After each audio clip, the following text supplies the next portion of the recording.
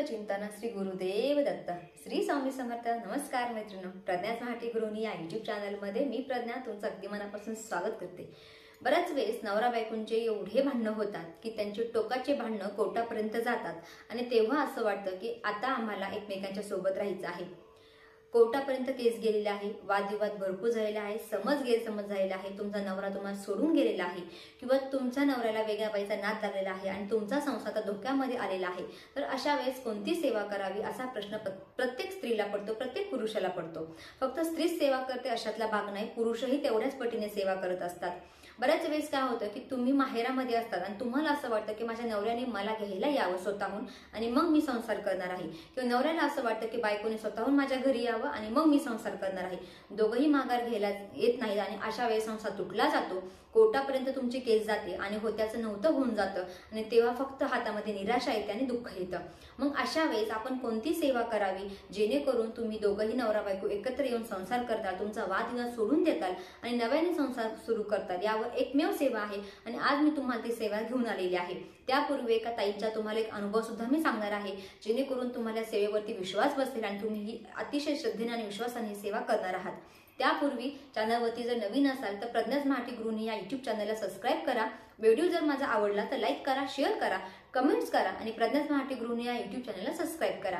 तर मैत्रिणींनो, एक जवळच्याच केंद्रामध्ये ताई आहेत, त्यांचा नवरा त्यांना सोडून गेला होता, पण त्यांनी एकमेव केंद्रानुसारची सेवा केलेली आहे आणि त्या सेवेमुळे त्यांचा नवरा त्यांना स्वतःहून घ्यायला आलेला आहे आणि आज ते एकमेकांसोबत आनंदाने संसार करत आहेत। त्यांनी जी सेवा केली आहे तर तीच सेवा मी आज तुम्हाला सांगणार आहे। त्यापूर्वी मी तुम्हाला अशी विनंती करेन, जर तुमच्या जवळ दिंडोरी प्रणित मार्गानुसारचे केंद्र असतील तिथे दर गुरुवारी केंद्रात जा, आरतीला हजेरी लावा आणि तिथल्या ताईंना आणि दादांना तुम्ही तुमचे प्रश्न सांगा, त्यावर ते तुम्हाला योग्य सेवा देतील। पण जर तुम्हाला शक्य होत नसेल तर मी सांगितलेली एकमेव ही सेवा करा, याने सुद्धा तुमचे पती परमेश्वर तुम्हाला न्यायला येतील आणि तुम्ही आनंदाने संसार कराल। ही सेवा फक्त स्त्रीच करू शकते असं नाही, तर पुरुषही करू शकतात। पुरुषांनाही असं वाटतं की माझ्या बायकोने माझ्या जवळ यावं, माझ्या सोबत राहावं, माझ्या घरी यावं आणि आम्ही एकमेकांनी आनंदाने संसार करावा। समज गैरसमज प्रत्येक संसारामध्ये असतात, पण ते सोडूनही एकत्र होता येतं, यावर प्रत्येकाचा विश्वास आहे आणि यावरती सेवा सुद्धा आहेत। तर जास्त वेळ न घेता मी आज तुम्हाला त्या ताईंनी केलेली सेवा सांगणार आहे, जेणेकरून जर तुमचाही संसार तुटायला आलेला असेल, तुमचाही नवरा तुम्हाला सोडून गेलेला असेल, तुम्ही माहेरामध्ये असाल आणि आता तुम्हाला तुमचा संसार करायला परत जायचं असेल तर एकमेव आज मी तुम्हाला ही सेवा सांगणार आहे। ही सेवा तुम्ही नक्की करा, अनुभव घ्या। तर मैत्रिणींनो, सगळ्यात अगोदर कोणतीही जर सेवा करायची असेल तर आपल्याला नित्य सेवा करणं खूप महत्त्वाचं आहे। नित्यसेवा प्रत्येकालाच माहिती आहे, पण तर देखील थोडक्यात सांगते। श्री स्वामी चरित्र सारामृताचे क्रमशः 3 अध्याय 11 माळी जप ही झाली नित्यसेवा। आता त्यानंतर तुम्हाला करायचं आहे दुर्गा सप्तशतीचे पारायण, परंतु नवरा परत आणण्यासाठी किंवा आपला नवरा आपल्याला सोडून गेलेला आहे तो परत येण्यासाठी याच्यावर एक सेवा आहे। संसार तुटलेला आहे, कोर्टापर्यंत केस गेलेली आहे, तुम्ही माहेरामध्ये आहात, आता तुम्हाला सासरी जायचं आहे, त्यावर सुद्धा दुर्गा सप्तशतीची एकमेव एक सेवा आहे। पण ती सेवा कशी करायची आज ते तुम्हाला मी सांगणार आहे। सेवा लक्षपूर्वक ऐका आणि जर तुम्हाला काही प्रश्न असेल तर तुम्ही मला कमेंट्समध्ये विचारू शकता, मी नक्कीच त्यावर उत्तर देण्याचा प्रयत्न करेल। तर मैत्रिणींनो, मी जी ही सेवा सांगत आहे ती दिंडोरीनुसार म्हणजे दिंडोरी प्रणित मार्गानुसार जे केंद्र असतात तिथे सांगितली जाते आणि तीच सेवा मी आज तुम्हाला माझ्या थ्रू सांगत आहे। यावरती विश्वास ठेवून तुम्ही ही सेवा नक्की करा, नक्की करा, नक्की करा। मी कळकळून विनंती करते की ही सेवा तुम्ही करा, तुमचा तुटलेला संसार नव्याने फुलू शकतो एवढी ताकद ह्या सेवेमध्ये आहे। दुर्गा सप्तशतीची सेवा कशी करायची आता ते मी तुम्हाला सांगणार आहे।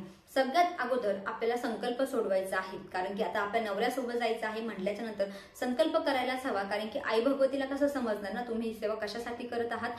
त्या अगोदर संकल्प करायचा आहे आणि मंगळवारी आणि शुक्रवारी कडकडीचा उपवास धरायचा आहे एकादशी सारखा। आई भगवतीला विनंती करायची आहे की आणि हा संकल्प एकदाच करायचा आहे, त्यानंतर करायची गरज नाही। संकल्प कसा करायचा आहे थोडक्यात सांगते। उजव्या हातामध्ये तांदूळ घ्यायचे, फुलं घ्यायची, अक्षता घ्यायची आणि तुमचं नाव गोत्र उच्चारायचं। आई भगवतीला सांगायचं आहे की आजपासून मी दुर्गा सप्तशतीचे माझ्या नवऱ्याने मला परत येण्यासाठी किंवा घेऊन जाण्यासाठी सेवा करत आहे। माझा संसार नव्याने फुलवण्यासाठी मी संसार करत आहे, किंवा कोर्टामध्ये माझी केस सुरू आहे आणि ही मला असं वाटतं की कोर्टामधली जी केस आहे तर ती रद्द व्हावी आणि माझ्या नवऱ्याने मला परत घेऊन जावं, याच्यासाठी मी ही सेवा करत आहे असं म्हणायचं आहे आणि तीर्थ तुम्हाला खाली सोडून द्यायचं आहे। त्यानंतर तुमच्या सेवेला तुम्हाला सुरुवात करायची आहे। ही सेवा तुम्ही 14 दिवसाची करू शकता, 41 दिवसाची करू शकता, कारण की सेवेला खूप खूप महत्व आहे। आणि सेवा जर तुम्ही सातत्याने आणि जर तुमच्या मनामध्ये भाव असेल, श्रद्धा असेल, श्रद्धेने जर केली तर नक्कीच तुम्हाला त्या सेवेचा मेवा मिळणार आहे। आता संकल्प झाला, त्यानंतर तुम्ही दुर्गा सप्तशतीचं पारायण सुरू करणार आहेत। आता जेव्हा दुर्गा सप्तशतीचं पारायण करतो तेव्हा आपल्याला एक नियम असतो, ते प्रत्येक स्त्रीला कळकळीने पाळायचाच असतो। तर सगळ्यात अगोदर आपल्याला साडी घालायची आहे, गळ्यामध्ये मंगळसूत्र घालायचं आहे, हातामध्ये हिरव्या काचेच्या बांगड्या, आणि केसाला किंवा कुठंही तुम्हाला काळा धागा असता कामा नये। तुमच्या हातामध्ये किंवा केसाचं रब्बर सुद्धा काळं असता कामा नाही। एक लक्षात ठेवा, गळ्यामध्ये मंगळसूत्र, साडी, हातामध्ये बांगड्या आणि कुंकू, टिकली लावायची नाही। असं करून तुम्हाला हे पाठ करायचे असतात। नियमाने पाठ करा तरच तुम्हाला त्याचा मेवा मिळणार आहे। जर काही चुकीचं घडलं तर परत म्हणू नका की प्रज्ञाताई तुम्ही मला सांगितलं नव्हतं। त्यामुळे तुम्हाला सांगते, दुर्गा सप्तशतीचे नियम असतात आणि ते नियम प्रत्येकालाच पाळायचे असतात। मी सुद्धा जेव्हा दुर्गा सप्तशतीचं पारायण करते तेव्हा हातामध्ये माझ्या काचाच्या बांगड्या असतात, साडी असते, आणि मगच मी दुर्गा सप्तशतीचे पारायण करत असते। आता पारायण कसं करायचंय? सगळ्यात अगोदर आपल्याला प्रार्थना म्हणायची। प्रार्थना म्हटल्याच्या नंतर आपल्याला मंगलाचरण म्हणायचं असतं।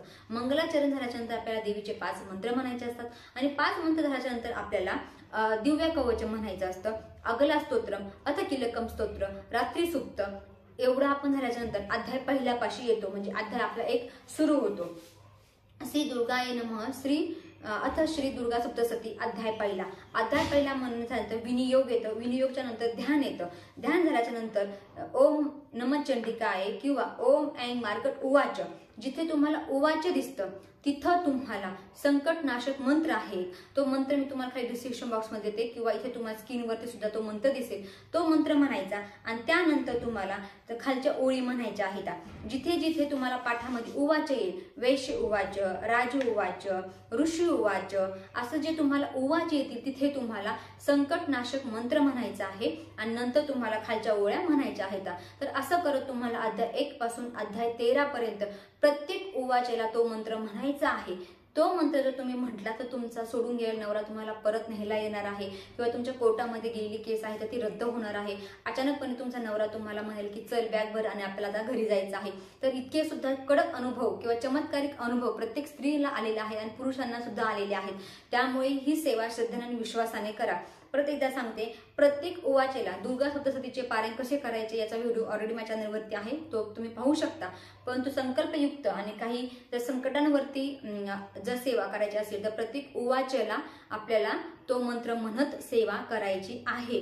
आले तुमच्या लक्षामध्ये? आणि त्यानंतर सगळ्यात शेवटी क्षमापम स्तोत्र म्हणायचं आहे, कारण की आपण जर सेवा करताना आपल्याकडून काही चूक झाली असेल तर आई भगवतीला आपल्याला क्षमा मागायची असते, आणि क्षमा मागल्याच्या नंतर आपली सेवा संपलेली असते। त्यानंतर परत दुसऱ्या दिवसापासून सेम तुम्हाला प्रार्थना, मंगलाचरण, देवीचे 5 मंत्र, अध्याय 1 पासून प्रत्येक उवाचेला संकटनाशक मंत्र म्हणायचा आहे, आणि असे तुम्हाला 14 किंवा 41 पाठ करायचे आहेत। मी खरं सांगते तुम्हाला, जर तुम्ही ही सेवा केली तर खरंच तुम्हाला अशक्य वाटणाऱ्या ही गोष्ट, म्हणजे जर तुम्ही सोडून दिलं असेल की आता माझा नवरा मला न्यायला येणारच नाही, आता मला एकटीलाच राहावं लागणार आहे, किंवा मला आता माहेरातच राहावं लागणार आहे, असं जर तुम्ही मनामध्ये ठरवून घेतलं असेल तरी सुद्धा तुम्ही ही सेवा केल्यामुळे तुमचा नवरा तुम्हाला न्यायला येऊ शकतो, आणि तुम्ही तुमच्या नवऱ्यासोबत सुखाने संसार करू शकतात। अशीच सेवा पुरुष सुद्धा करू शकतात, कारण की पुरुषालाही असं वाटतं की माझ्या बायकोने माझ्यासोबत राहावं। तर तुम्हाला सुद्धा पुरुषांना सुद्धा असाच अनुभव येईल की तुमची बायको अचानकपणे तुम्हाला फोन लावून म्हणेल की मला घ्यायला या, किंवा आता मला आपल्या घरी यायचं आहे। तर एवढे अनेक अनुभव ह्या सेवेमध्ये आहेत, प्रत्येक स्त्रीला आलेले आहेत। अनुभव इतरांपर्यंत पोहोचवले तर प्रत्येक सेवेकरी स्वामींची सेवा करेल असा एकमेव उद्देश घेऊन मी तुम्हाला अनुभवासहित आज एक सेवा सांगितलेली आहे। त्या ताईंनी सुद्धा हीच सेवा केली होती, त्यामुळे त्यांचा सोडून गेलेला पती त्यांना परत न्यायला आलेला आहे। एवढी ताकद ह्या दुर्गा सप्तशतीच्या ग्रंथामध्ये आहे। त्यामुळे श्रद्धेने, विश्वासाने ही सेवा करा। तुम्हाला नक्कीच तुमचा सोडून गेलेला पती किंवा तुम्ही एकमेकांपासून वादविवाद होऊन लांब झालेले असाल तर नक्कीच तुम्ही एकत्र याल आणि नव्याने संसार सुरू कराल। आय होप मैत्रिणींनो, तुम्हाला माझा छोटासा व्हिडिओ नक्कीच आवडला असणार आहे। व्हिडिओ आवडला तर लाईक करा, शेअर करा, आणि प्रज्ञाच मराठी गृहिणी या युट्यूब चॅनलला सबस्क्राईब करा। अवधूत चिंतन श्री गुरुदेव दत्त। श्री स्वामी समर्थ। जय जय स्वामी समर्थ।